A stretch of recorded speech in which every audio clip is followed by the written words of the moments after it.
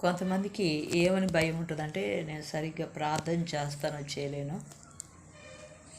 ఇంకా ఇటువంటి ప్రార్థనలు చేసుకునే వాళ్ళు కూడా ఉంటారు అనుకుంటున్నా. ఏమని, ప్రభువా ఇంతమందిలో నాకు ప్రార్థన ఇవ్వద్దు నాయన, ఇస్తే నేను చేయలేను నాయన, ఏమని చేస్తాను తెలియదు అని కొంతమంది భయపడుతూ ఉంటారు. భయపడకూడదు, ప్రార్థన చేసుకోవాలి. మొదటగా ప్రార్థన చేసుకోవాలి. ఏమని, ప్రభువా అక్కడ కనుక నాకు ప్రార్థనకు అవకాశం ఇప్పించు, ఆ ప్రార్థనకు అవకాశం ఇచ్చినప్పుడు ఎలాగ ప్రార్థన చేయాలో కూడా నాకు నేర్పించయ్యా అని ఏం చేయాలి? మొట్టమొదటిగా నువ్వు ప్రార్థన చేసుకోవాలి. ఎప్పుడైతే అలా ప్రార్థన చేసుకుంటావో నువ్వు అక్కడికి వెళ్ళినప్పుడు నీకు ఆ సమయం ఇస్తారు. నువ్వు ఎలా ప్రార్థన చేయాలో అడిగిపోయి నిలబడ్డదే నువ్వు.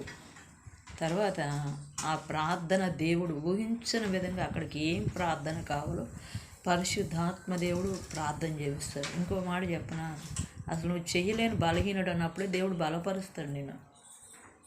అపోస్తులైన పౌలు ఏమంటున్నాడు? నేను ఎప్పుడు బలహీనుడినే అప్పుడే దేవుని కృపచేత బలవంతుడిగా వాడుకుంటాడు. చూడండి, మరొకసారి అంటే క్రీస్తు యేసు కృపచేత బలవంతుడివి కమ్మని. Praise Lord. అంటే ఆయన కృపను బట్టి నువ్వు బలవంతుడిగా మార్చబడతావు. నువ్వు బలహీనుడు అనుకుంటున్నా కూడా దేవుడు బలపరుస్తాడు. గిద్యోను ఏమనుకున్నాడు? నేను పిరికివాడిని అనుకొని కళ్ళం చాటున దొల్లకొట్టుకుంటున్నాడు. దేవుడు ఏమని పిలిచాడు? పరాక్రమం గల బలాఢ్యుడా, దేవుడు నీకు తోడై అన్నాడు. యెహోవా నీకు తోడై అన్నాడు. అంటే పరాక్రమం గల బలాఢ్యుడా అన్నాడు. దేవుని మాట నేను ధైర్యపరిచింది.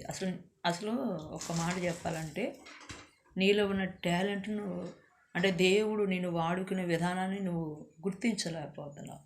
నీ పిరికితనంతో, అవిశ్వాసంతో దాన్ని అలా ఆపేస్తున్నావు. దేవుడు నిన్ను వాడుకుంటాడు, ఖచ్చితంగా వాడుకుంటాడు, బలంగా వాడుకుంటాడు. నువ్వు బలహీనత వైపు చూడకుండా ఉంటే, నేను బలహీనని అనుకోకుండా ఉంటే దేవుడు ప్రత్యేకంగా వాడుకుంటాడు. ఒక మాట చెప్పనా, దేవుని కొరకు నువ్వు ఒక్క అడిగేస్తే దేవుడు నిన్ను